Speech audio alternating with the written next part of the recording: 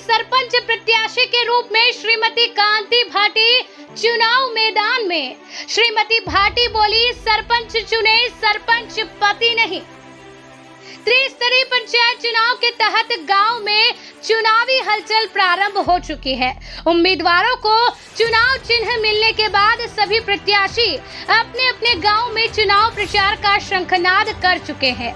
इस श्रृंखला में गरोठ जनपद पंचायत के ग्राम पंचायत बोलिया में सरपंच पद हेतु 3 उम्मीदवार अपना भाग्य आजमा रहे हैं, जिसमें भाजपा की तरफ से अधिकृत उम्मीदवार श्रीमती कांति भेरूलाल भाटी भी मैदान में उतरकर मतदाताओं से आशीर्वाद मांग रही हैं। श्रीमती कांति भाटी क्षेत्र में कोई नया नाम नहीं है। शुरू से ही भाजपा में विभिन्न पदों पर रहते हुए आम जनों की सेवा की है। संस्कार दर्शन से चर्चा करते हुए सरपंच प्रत्याशी श्रीमती कांति भाटी ने बताया कि गांव के चौमुखी विकास के लिए गांव में पेयजल समस्या के समाधान, कंठाली नदी का गंदा पानी की निकासी और गरीबों को शासन की कल्याणकारी योजना, प्रधानमंत्री आवास और अन्य योजनाओं का लाभ दिलाने के लिए मैं दृढ़ संकल्पित हूँ। साथ ही श्रीमती कांति भाटी ने कहा कि गांव में विकास के लिए सरपंच को चुना जाए, न कि सरपंच पति को। मैं ग्राम पंचायत बोलिया को गुलाबी नगरी के रूप में विकसित करूंगी। श्रीमती कांति भाटी द्वारा चुनाव चिन्ह फलों से लगा नारियल पेड़ से अपना चुनावी जनसंपर्क प्रारंभ कर दिया है और लगातार सुबह शाम मतदाताओं के बीच जाकर उनका आशीर्वाद प्राप्त करने में लगी हुई है। वहीं दूसरी ओर सरपंच पद के लिए अन्य उम्मीदवार श्रीमती चैन कुंवर पति मांगीलाल पाटीदार एवं जनस बाई कृपाल सिंह भी चुनावी रण में भाग्य आजमा रहे हैं। आपको बता दें कि इस दौरान संस्कार दर्शन की टीम ने विशेषकर ग्राम पंचायत बोलिया में भ्रमण भी किया, जहां पर कई समस्याएं ग्रामीणों की बाहर निकल के आई। ग्राम पंचायत में पेयजल की समस्या, सड़क की समस्या, नालियों की समस्या, यहां तक कि पीएम आवास योजना से वंचित है कई पात्र गरीब। स्वयं ग्राम वासियों से उनका हाल जाना कि किस प्रकार से गांव में विकास हुआ है या नहीं। प्रधानमंत्री आवास योजना से वंचित कुछ ऐसे घरों से स्वयं श्री कांति भाटी, जो कि वर्तमान में भाजपा से सरपंच पद के लिए उम्मीदवार हैं, उन्होंने उन घरों से रूबरू करवाया, उन गरीबों से रूबरू करवाया जिनके पीएम आवास योजना में नाम वंचित हैं। फॉर्म भरने के बावजूद, सर्वे होने के बावजूद भी लगातार लंबे समय के बाद भी उन्हें योजना का लाभ नहीं मिल पाया है। स्वयं जानिए किस प्रकार से अपनी पीड़ा ग्राम वासियों ने बताई है और साथ ही जानिए कि अन्य किन मुद्दों को लेकर सरपंच पद के लिए उम्मीदवार श्रीमती कांति भाटी जी जनता का आशीर्वाद यदि उन्हें मिलता है तो सीट पर बैठने के बाद वो किस प्रकार से गांव का विकास करने की अवधारणाएं बनाए बैठी है। ग्राम पंचायत बोलिया के कुछ ऐसे घरों में हम आए हैं जहां पर पीएम हाउस योजना का लाभ मिलना चाहिए, लेकिन जो लोग पात्र हैं वो लोग तो वंचित हैं, जो लोग अपात्र हैं उनके मकान बन चुके हैं। हम अंदर आपको ले चलते हैं और बताते हैं यहाँ के लोगों की स्थिति, किस प्रकार से लोग इस जिंदगी को जीने के लिए मजबूर है, जहां जो लोग गरीब हैं और जो पात्रता रखते हैं पीएम हाउस बनवाने के लिए, इस योजना का लाभ लेने के लिए, लेकिन इन लोगों को वंचित रहना पड़ रहा है और इन्हीं मुद्दों को उठाना चाहती है सरपंच पद प्राप्त करने के बाद। यदि संभावनाएं होती है और मिल जाता है सरपंच का पद, तो यहाँ की रहने वाली जो कि जिला पंचायत की सदस्य भी रह चुकी हैं कांति भाटी मैम, उनका कहना है और इन्हीं ने हमें इस घर से रूबरू करवाया है, इस घर के लोगों से रूबरू करवाया है, उनकी समस्या को बताया है किस प्रकार से जो छोटे छोटे घरों में लोग रहने को मजबूर हैं, जो कि पात्रता रखते हैं। आप घर की स्थिति देख सकते हैं किस प्रकार से लोग यहाँ रहने को मजबूर हैं, जिन्हें पात्रता मिलनी चाहिए, जिनको पीएम हाउस योजना का लाभ मिलना चाहिए वो इस योजना से वंचित हैं। इन्हीं मकानों में जबरन ठहरने के लिए मजबूर हम इन्हीं लोगों से पूछते हैं कि किस प्रकार से इन्हें इस योजना से वंचित रखा जा रहा है, और इन्हीं मुद्दों को उठाना चाहती है यहाँ की सरपंच पद के लिए अभी उम्मीदवार श्रीमती कांति भाटी जी। तो मैं आपसे जानना चाहूंगी कि आपने पीएम आवास योजना में जो निकल रही है मकान के लिए, उसमें फॉर्म भरा था? 3-4 बार फॉर्म भर दिए, फोटो ले गए खींच के, पर आज तक कोई लाभ नहीं मिल पाया। लाभ नहीं मिल पाया। आपने सारी जो फॉर्मेलिटी होती है, जो कहा गया, वो सब किया आपने? पर कोई लाभ नहीं मिला आज तक मेरे को।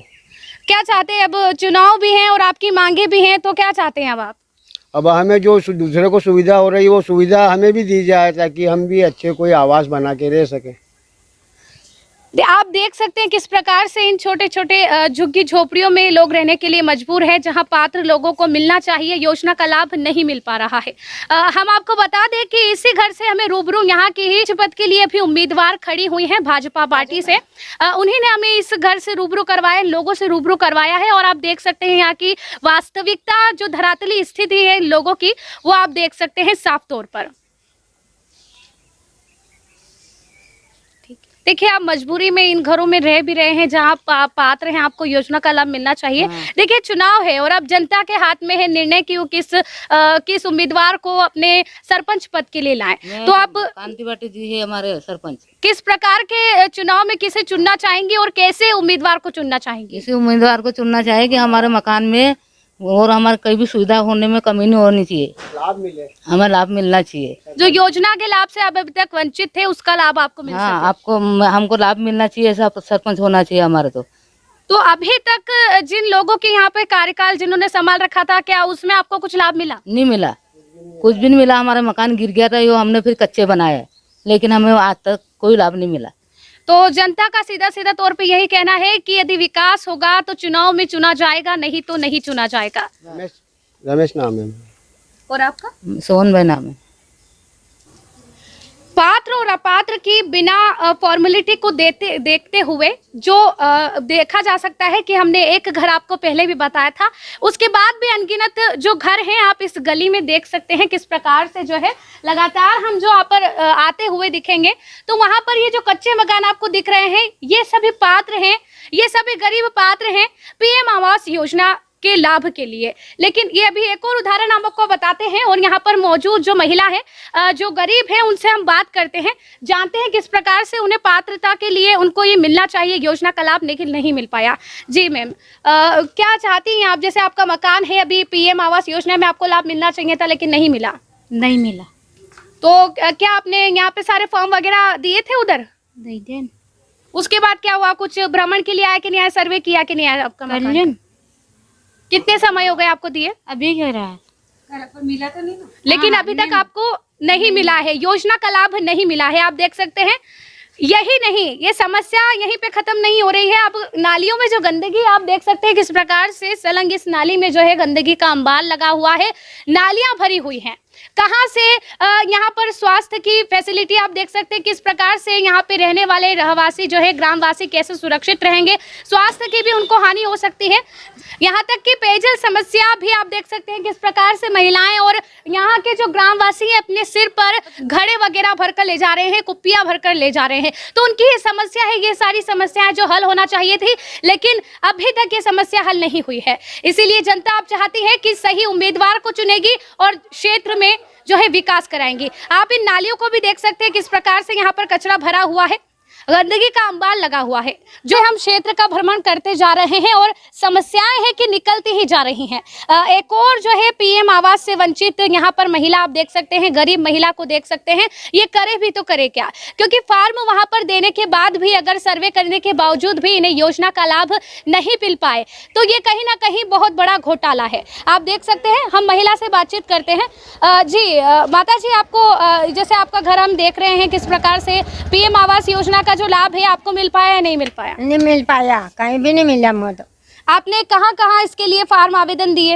यहीं दिया और कहीं दिया, यहाँ बोलिया के अंदर ही। तो उसके बाद क्या कोई आया कि नहीं आया सर्वे करने के लिए? नहीं आया। तो इसकी मांग की फिर आपने? अब कतरी 2 साल भैया मांगे तो मकान पड़ गया। 2 साल के लंबे इंतजार के बाद भी आज तक इनको योजना का लाभ नहीं मिल पाया। आप क्या चाहती हैं? आप अब कहाँ रहा मैं अब रेवा को भी जब मारते कहीं भी है कि कहीं काम धंधा में 2 मकान पड़ी है 2 ही के यो कौन।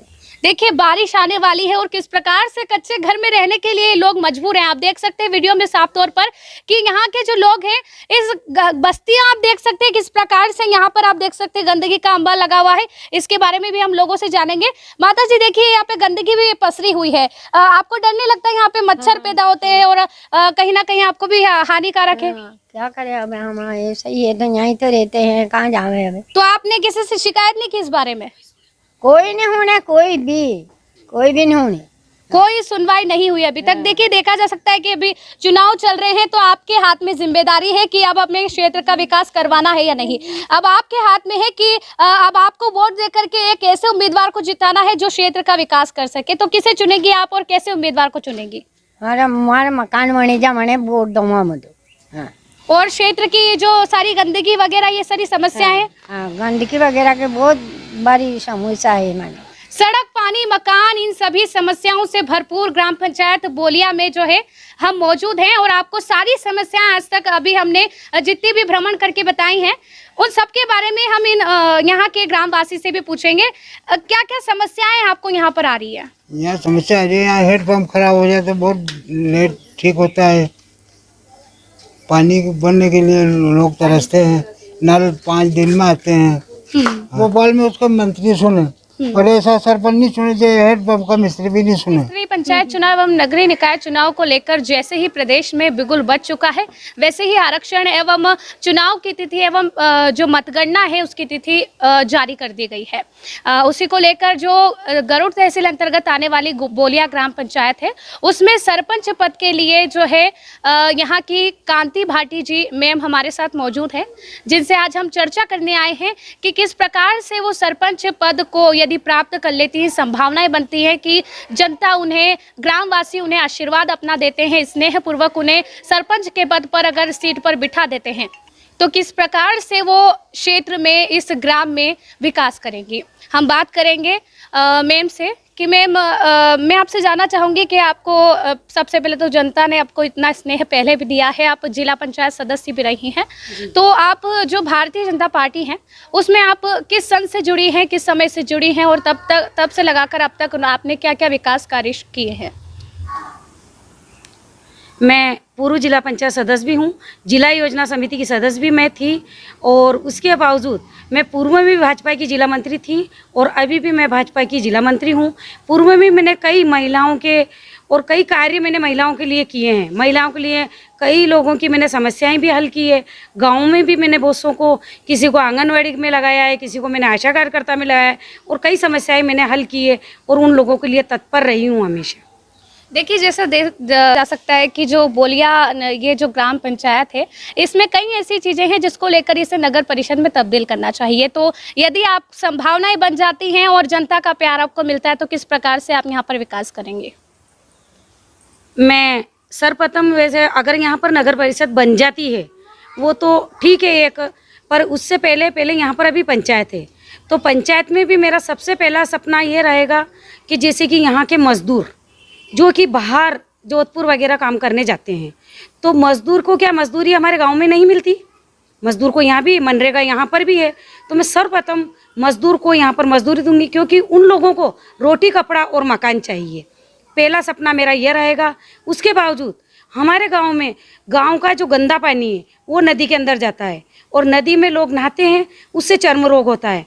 तो उस गांव के गंदे पानी को मैं एक पाइप डाल करके गांव से बाहर निकालूंगी ताकि गांव का पानी जो ये गंदा पानी जो जा रहा है इससे गंदगी नहीं हो और लोगों को चर्म रोग नहीं हो। इसके अलावा नदी जो यहाँ पर कंटाली नदी है उसमें एक रिंग वॉल बनवाना है। रिंग वॉल बनाने से क्योंकि पिछली बार भी यहाँ पर अधिक बारिश होने की वजह से क्या है कि बहुत से लोग बेचारे बेघर हुए, परेशान हुए, मजदूर वर्ग यहाँ पर रहते हैं, मजदूर भी कई परेशान हुए। तो अगर रिंग वॉल अगर नदी के अंदर बन जाता है तो उससे उन लोगों को उनकी उस समस्या से भी हल होगा। दूसरा, यहाँ पर जो पाइपलाइन है वो काफ़ी पुरानी हो चुकी है, उसकी वजह से लोगों को समय पर नल नहीं आते हैं, पानी की समस्या होता है, पेयजल की समस्या होती है।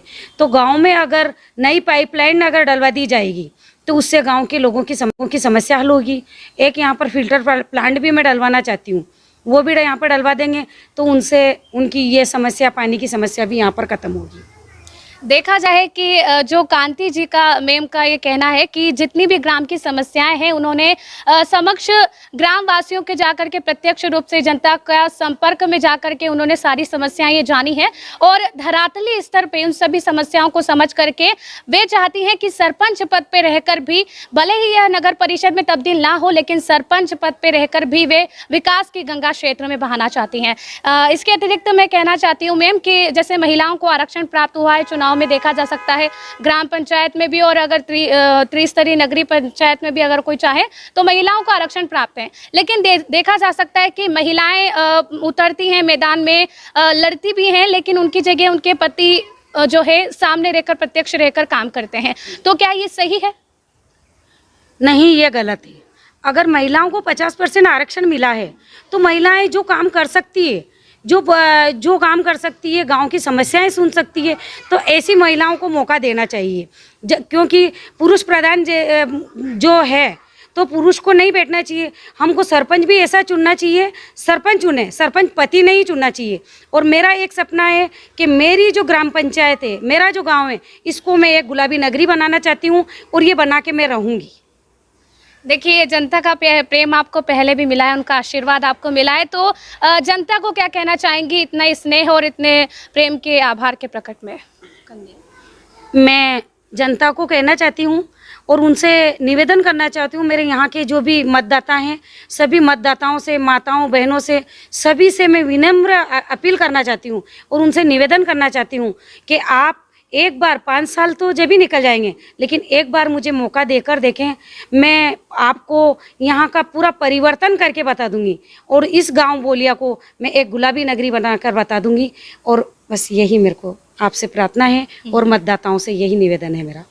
जनता के हित में और ग्राम पंचायत बोलिया के हित में सरपंच के उम्मीदवार के तौर पर कांति भाटी मैम, जो कि जिला पंचायत सदस्य भी रह चुकी हैं और अन्य पदों पर रहकर भी इन्होंने जिले की क्षेत्र की जनता के लिए कार्य किया है और इसके लिए सरपंच पद पर रहकर भी वो कार्य करना चाहती हैं और चाहती हैं कि जनता का सहयोग, उनका समर्थन, उनका प्रेम उनको ऐसे ही मिलता रहे।